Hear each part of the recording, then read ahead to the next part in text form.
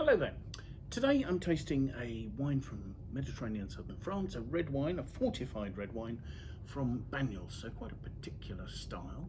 This is Clos de Paulilles Rimage Banyuls from 2013, and it's bottled here in a half-litre bottle. Banyuls is, I suppose, it's a fortified red wine in much the same way that port is produced in Portugal. The wine is based mostly on Grenache, although for the traditional and the Rimage style you can also use Syrah and Mourvedre, Cinsault, Carignan, Cunoise, and even Grenache Gris. This is Grenache Noir 100%. The region is on the coast near Perpignan, so quite close to the Spanish border. Clos de Paulilles is quite a historic estate for the region.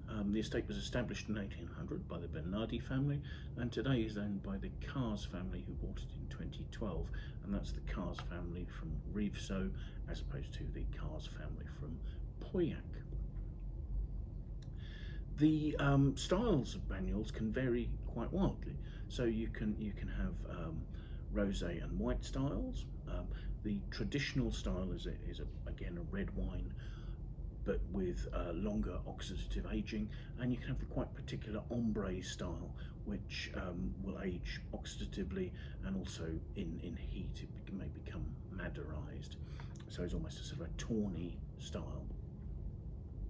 Rimage is a style that sort of echoes vintage port in that it matures for a very short time, sort of a year and a half in the cellars before bottling, and so is released while still young and fresh, and will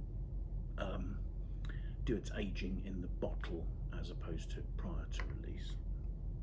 And this style, Rimage, Clos de Paulilles at any rate, claim on their website they were the first people to vinify and market back in 1975, although it appears that the style had been advocated for by André Pass, one of the owners of domain Mas Blanc back in the 1960s. So they're pioneers, but they're not the only people considering this sort of style at this time.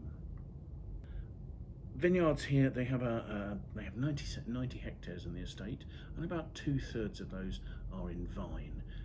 And the Banyuls vineyards are in a valley heading down towards the sea in the Paulilles Bay. They're steep vineyards, they're terraced. It's a brown, friable schist soil, and the fact that the vineyards are steep and terraced means everything has to be worked by hand. The climate is hot, it's dry, there are drying winds, but there is the maritime influence that helps retain some of the freshness of the fruit. So harvest is entirely by hand. The fruit is picked at very high ripeness. It's destemmed. Fermentation takes place in stainless steel tanks. But during fermentation, once the cap of skins has risen to the surface, a neutral alcohol is washed over that cap to create the fortification. So although the style is similar to a vintage port, actually that's where the difference in production happens, because for port you will drain and press the fermenting must before fortification. Here the spirit is added during a 5-week maceration, so the maceration is happening with the alcoholic strength there, so that rather than in port where you have to tread and work the skins quite hard to pull all the flavour and colour out of it in a short period, here the spirit assists that. The wine is then aged for up to 18 months prior to bottling. Now I've no details as to whether that ages in tank, in oak vats or in old barrels, but the idea there primarily is not to oxidize the wine to too great an extent, so that it does its development in the barrel, it retains its sort of fresh, fruity style. And this, being a 2013, will have spent nearly 9 years now, aging in bottle, so we should have a reasonable amount of maturity there. Also, differing from vintage port, the level of fortification for this particular wine is only to 16.5%, and that's pretty normal for Banyuls, whereas a port will be sort of 18 to up to 22 degrees alcohol. So let's have a look at the wine, shall we? We've got a reasonable depth of ruby red there. It's quite a darkly pigmented ruby, but it's not deep to the extent that it's opaque. I can see through that quite clearly. As I swirl, not surprisingly, we have a sweet wine, we have an alcoholic wine, and it's clinging to the glass, and it is creating some quite obvious tears on the side there. So let's see what we make of the aroma, shall we?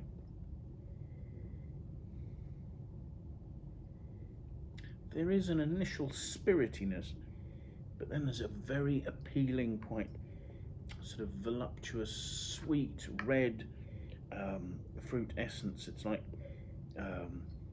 raspberry juice, raspberry jam, ripe red cherries.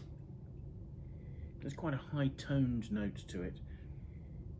Almost slightly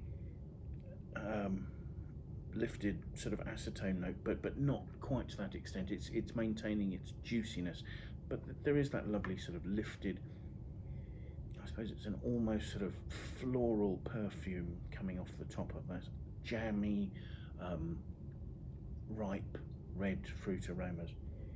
There's no obvious oak. There may be a slight hint of vanilla, but I'm not convinced. Let's have a taste.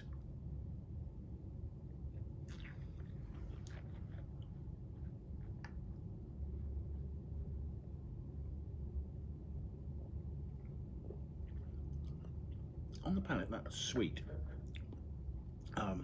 fully sweet, and it's quite big and rich, but actually compared to a port it doesn't have anywhere near the same structure. There are quite fine tannins. Again, the lovely sort of juicy red fruit is there. It is sort of red cherry essence. It's got notes of raspberry and loganberry, those sorts of notes there. There's a spiciness to it. The fine tannins are in there, but there's also a sort of a slightly peppery spice. It's sweet spice actually. It's, more to a sort of a cinnamon note, I suppose. Even perhaps a hint of ginger. Very attractive, very lively. There seems to be reasonable acidity actually, which is a surprise given that these are going to be from a hot climate and very ripe grapes, and that may be the maritime influence there allowing a little bit of acid retention. Certainly the wine doesn't seem cloying. It finishes fairly cleanly, and it sort of almost makes me think of raspberries, where you have the sort of the slightly woody pips in them, that you've got this beautiful pure ripe red fruit, and then there's a tiny touch of spice, sort of almost slightly oaky spice in there as well, slightly woody.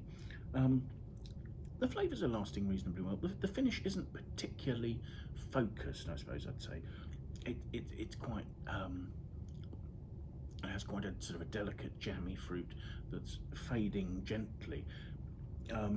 Perhaps that's where the acid isn't quite enough to lift it. There's enough to lift the fruit at the beginning of the wine, but not quite to the finish. I think that's a wine that probably is about as developed as it's going to get. I mean, I suspect you could keep the wine for another 10 years, 15 years quite happily, but I don't think it's going to develop a lot more complexity. I mean, that has a lovely smooth texture, just enough grip. In terms of how you would drink this, it's great to combine with chocolate desserts. You don't want stuff too sweet, so I mean actually bitter chocolate would work really nicely with this. The other suggestion obviously would be your classic match for port, a blue vein cheese, something that's salty and where the saltiness will play against the sweetness.